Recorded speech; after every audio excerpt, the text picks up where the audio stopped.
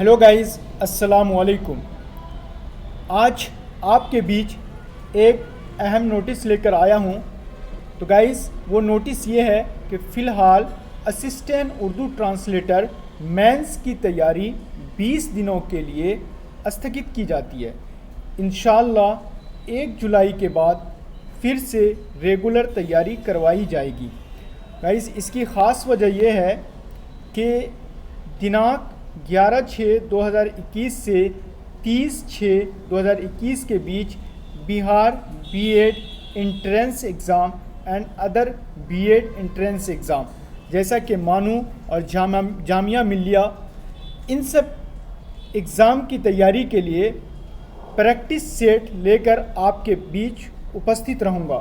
Guys, अगर इस बीच सहायक उर्दू अनुवादक का रिज़ल्ट आ जाता है या कोई नोटिस आ जाती है मेंस एग्ज़ाम से रिलेटेड, तो हम बीएड की तैयारी को छोड़कर फिर से उर्दू अनुवादक की तैयारी शुरू कर देंगे, क्योंकि ये हमारी पहली प्राथमिकता है। तो गाइस, बने रहें हमारे साथ, हमें सपोर्ट करते रहें। मिलते हैं नेक्स्ट वीडियो में, तब तक के लिए खुदा हाफिज़।